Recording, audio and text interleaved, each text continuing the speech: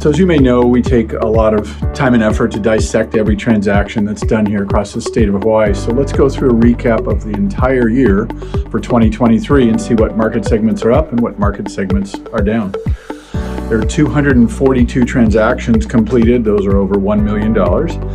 214 of those are under 10 million, so smaller deals, and 28 transactions over 10 million. The smaller transactions, the volume and transaction count is down. The bigger transactions are up, and it's really kind of the average dollar for each one, and we'll dig more into that in just a moment.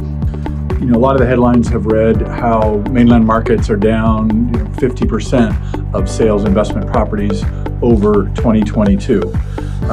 Not the case here. We're a lot closer to 16 to 18% down year over year, but again, some bright spots. And those bright spots include some owner users, large and small. So in the office category, the overall volume is up over 20%. And again, that's small owner users along King Street, Keomoku, Kapiolani Boulevard, Beretania.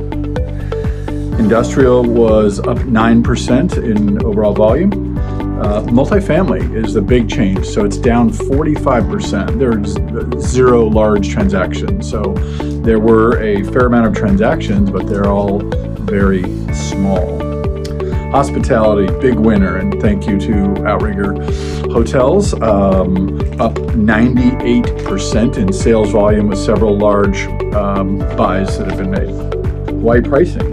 So retail pricing is up on the 60 deals that were completed to $492 a square foot on average. Industrial came in at just over $400 per square foot, up 7% on price. Office also up pretty significantly, over 30% on the average price per square foot to $492 a square foot. Again, driven by the local owner users, smaller purchases, and many cash buys in there too. Multifamily, as we mentioned, is down, and pricing's down a little bit to $283,000 per door. Highlighted transactions above 10 million, you can see on your screen there, the Kaanapali Beach Hotel was the largest transaction of the year. And many of these on this slide are what we consider owner users, and mostly were done with all cash. And then a few more transactions around the state on the over the $10 million range. So let's talk about 2024. What's going to happen next? Are there going to be some great buys here? Is there going to be big loan problems? Some great buys, yes. Loan problems, no. There's only 5 properties in special servicing, which is a watch term for CMBS type loans.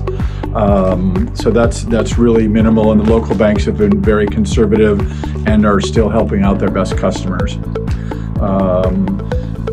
We're watching any regulation of the banks that may cut down the flow of money that they can put out. So that's something careful to watch. Now on the mainland, we are seeing some of the money setter banks pressuring their customers to market their properties to take care of loans coming due and potential cash flow shortages. But again, we haven't really seen that here. 2024, what do we think is going to happen? We think sales are going to be up. We're forecasting a 12% increase over 2023.